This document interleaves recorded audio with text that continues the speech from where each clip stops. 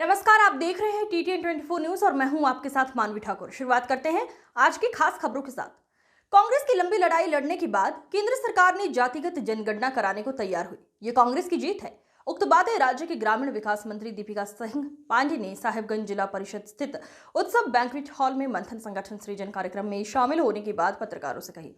उन्होंने कहा कि कांग्रेस नेता राहुल गांधी लगातार सड़क से लेकर सदन तक देश में जातीय जनगणना की मांग करते रहे और लंबी लड़ाई के बाद आखिरकार केंद्र सरकार को हमारी मांगों पर झुकना पड़ा और सरकार ने जनगणना करने की घोषणा कर दी। मैं सरकार से ये मांग करती हूं कि जनगणना कब से शुरू होगी, इसकी भी तारीख भारतवासियों को बताई जाए। वहीं उन्होंने कहा कि साहिबगंज की सड़कों को बेहतर बनाने के लिए पहल शुरू कर दी गई है। खासकर ग्रामीण क्षेत्र की सड़कें बहुत जल्द बनना शुरू हो जाएंगी। इसके लिए सर्वे कार्य किया गया है, विभाग को अनुमति दे दी गई है।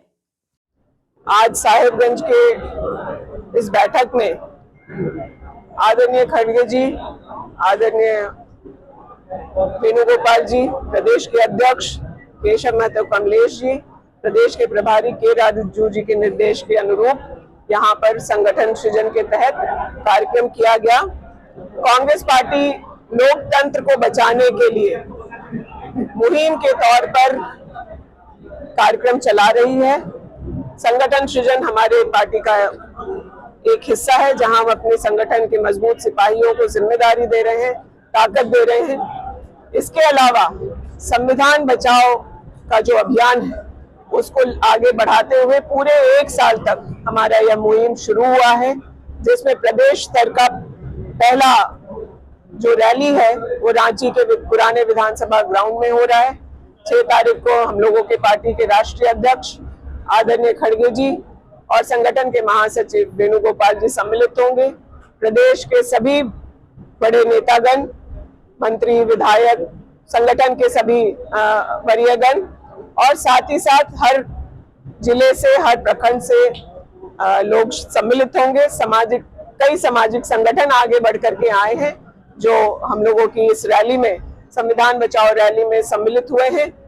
आप सब लोग जानते हैं कि बाबा साहेब अम्बेडकर के दिए हुए संविधान को अक्षरशः कांग्रेस ने हमेशा पालन किया है, इस्तेमाल किया जा रहा है।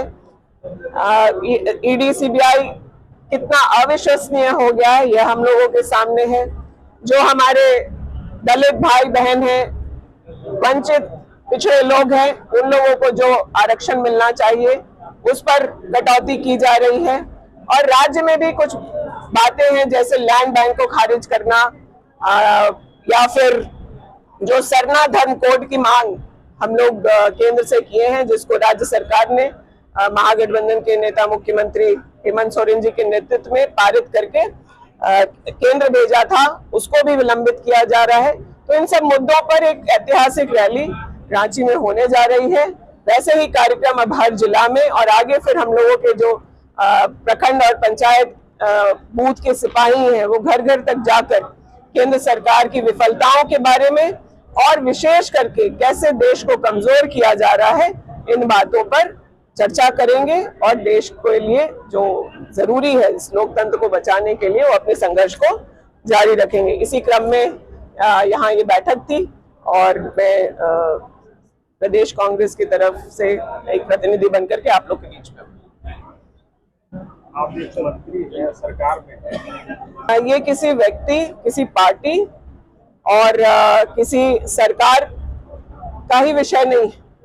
ये मुद्दा देश का है, देश की अखंडता का है। देश के ऊपर इस हुए हमले के ऊपर सभी ने अपना रोष व्यक्त किया है और विपक्ष में है हम केंद्र सरकार में, चाहे यहाँ पर हमारी सत्ता है। हम लोग पूरी मजबूती के साथ केंद्र के साथ खड़े हैं कि देश पर हुए इस हमले पर, जो ये बहुत शर्मनाक और दुखद हमला हुआ है, उसके लिए जो भी करना होगा, जिन लोगों से हमें बदला लेना होगा, जिन्हें चुन चुन करके सजा देनी होगी, उनसे उन पर्यटकों के जो निर्दोष पर्यटक थे उनकी हत्या का बदला लेना होगा। उसमें पार्टी भी, व्यक्तिगत तौर पर भी, और हमारे नेता आदरणीय राहुल गांधी जी ने भी अपनी सारी बातों को कहा है। हम मजबूती से देश के साथ खड़े हैं और इसमें जो भी सहयोग केंद्र को चाहिए उसके लिए हम लोग तैयार हैं। देखिए, ऐसा है कि ये विपक्ष का जो है ना, यहाँ कुछ होना नहीं, ठीक है। बार बार इस बात को उठाते हैं और शर्मिंदगी उनको होती है।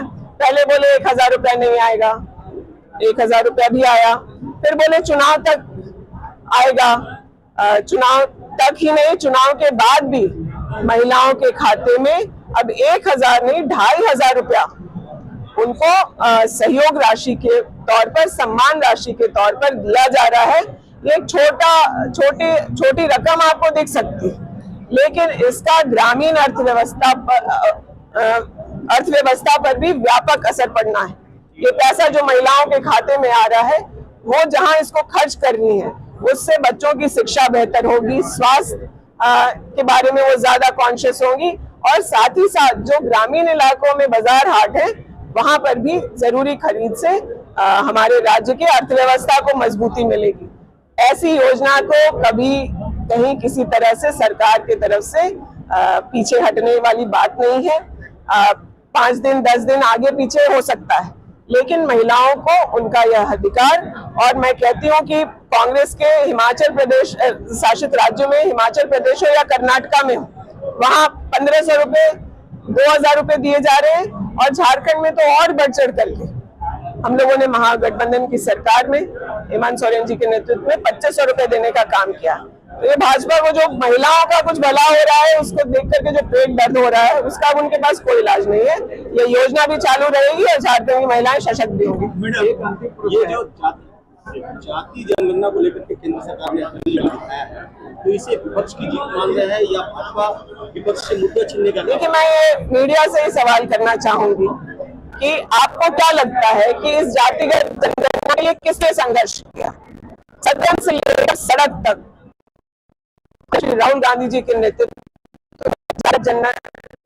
लगातार केंद्र सरकार से की थी, लेकिन इसको विलंब करते भी आए तो एक ऐतिहासिक फैसला है। हम लोग इस फैसले का भी स्वागत करते हैं, जल्द से जल्द कराने की भी मांग करते हैं कि ऐसा नहीं कि बस एक कोई निर्णय ले लिया और उस पर फाइल पर बैठे हुए हैं। ये जल्द से जल्द हो, ये मांग भी करते हैं, और आप देखिएगा कि एक बहुत बड़ा बदलाव ये देश में लेकर के आएगा। जो शोषित वंचित पिछड़े वर्ग के लोग हैं, उन लोगों को एक आर्थिक, सामाजिक और राजनीतिक पहचान दिलाने में ये आंकड़े बहुत काम आएंगे।